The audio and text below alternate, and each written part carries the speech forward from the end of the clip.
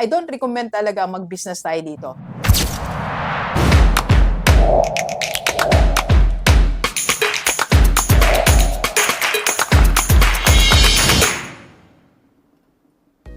IG-Livers, kumusta po? Usapang OFW naman tayo uli. Balik tayo sa lahat ng mga OFW. Happy New Year sa inyong lahat. Welcome natin ang 2026 ng masaya at punong-puno ng pag-asa. Why? Kasi nandyan pa rin si Lord. Hindi siya umaalis.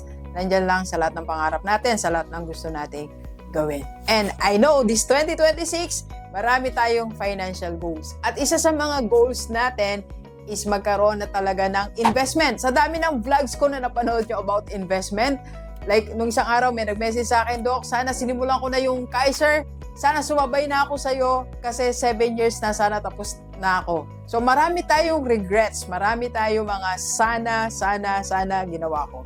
Pero ngayon 2026, wag na tayong magsana-sana pa, kundi gawin na natin agad. So this vlog is for you.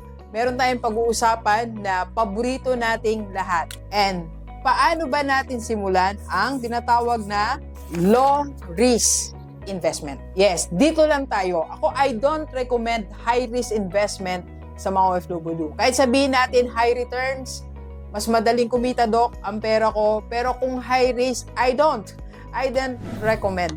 Dito lang tayo sa low risk. Alam mo, pag uwi mo dito sa Pilipinas, pag may negosyo ka na, pag talagang meron ka ng emergency fund, meron ka ng future mo, a portion of your money, pwede mo ilagay sa high-risk investment kung nandito ka sa Pilipinas. But while you're there, dito lang muna tayo sa low-risk investment. And there are 3 types. First type of investment, ang tinatawag nating paper asset. Review natin mga vlogs ni Doc 2016. Balik tayo 2016. Kung follower kita, pwede ka mag-comment sa baba, Doc, follower mo ko nung pansimula. Nung sabi nyo nga, nung di ka pa maganda, Doc. Nung ako pa ay principal pa that time. Okay? So, balik tayo doon. Unang-una, paper asset na low risk investment. Meron po ako ditong 4. First, government-backed investment. Ibig sabihin po, run by our government.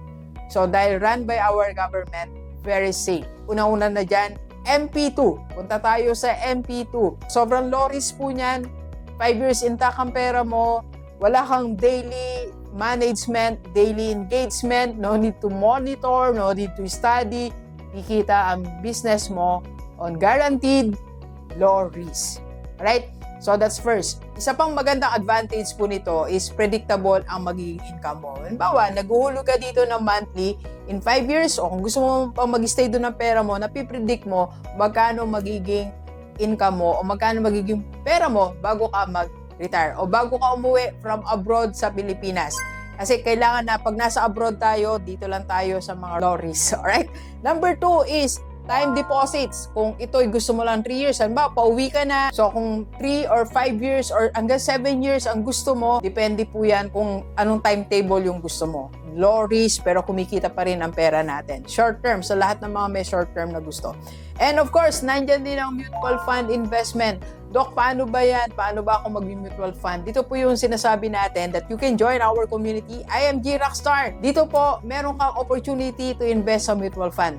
Partner natin ang Crumper. Sila po nagbebenta ng shares sa mutual fund. Doon tayo bumibili. Meron lang tayong privilege as an IMG member na wala ng other fees na ibabawas sa pera natin. Lahat mapupunta sa investment natin. Very low risk and you can top up as low as 20 pesos. Imagine mo, 20 pesos makapag-invest ka kahit dyan, nandyan ka sa abroad. And number 4 po is of course, lagi natin sinasabi, balikan natin ang Kaiser. Hindi natin pinapansin ang Kaiser. But this is a very low risk and actually zero risk na rin to. Ako pala, sa akin for me because yung pera mo po, nandun siya, nag-grow siya, hindi mo siya minamanage, and pwede mo pa siyang gamitin na pag-uwi mo sa Pilipinas, ma-hospitalize tayo, meron tayong gagamitin. Kung mamatay naman tayo, may maiwan sa family natin. Wala tayong talo. Sabi nga natin, ipon na walang tapon. So, yan po yung marirecommend ni Doc na low risk investment for OFW on paper assets.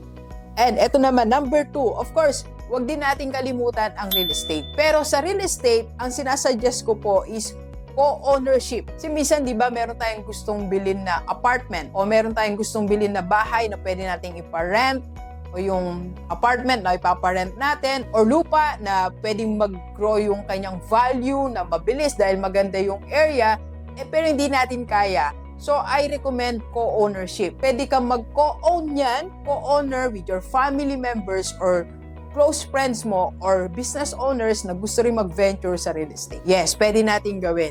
So, for example, ang kaya mo lang is 100K, ang kaya mo lang ay 50K.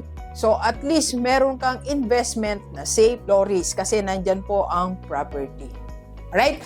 And third type of investment na pwede natin gawin is through business. Pero ito, may criteria tayo. Again, sabi ko nga, habang nasa abroad po tayo, I don't recommend talaga mag-business tayo dito. Pwede kang mag-invest sa business. Pero may mga guidelines. For example, number 1, before ka mag-invest sa negosyo is dapat 10-year running na yan. Minimum of 10 years. Running ng business, I don't recommend na sa startup tayo kasi napakataas ng risk ng sa startup. Di bali kung sobrang dami natin ng pera, okay lang sa startup. Pero kung limited lang ang resources natin, pera natin, and that's for your family and for you, for your future natin, dito tayo sa safe, low risk, business na 10 years and running and successful na.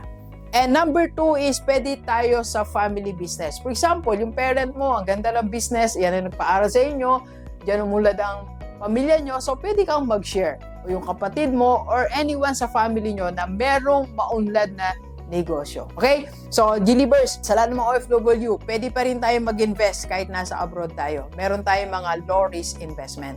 And again, our invitation, if you want to start the paper asset like mutual fund and Kaiser, pwede ka pong mag-join sa IMG Rockstar Community for you to have an access sa mutual fund investment na safe. Or pwede kang kumuha kahit nasa abroad ka ng Kaiser. We can help you po dito sa ating community, IMG Rockstar. Ito po ang personal FB para sa lahat ng mga OFW followers ni Doc. Pwede kayong dumiretso sa personal FB ko. Yan po. Para makausap nyo rin si Doc. Tatawagan ko po kayo. Magkwentuhan tayo ng sandali and then tutulungan kayo ng aking team. Alright? So maganda, habang nasa abroad tayo, makapag-start tayo ng low risk investment. Let's go, let's go. Kami po tayo. Happy New Year! Happy New Year sa lahat ng mga OFW.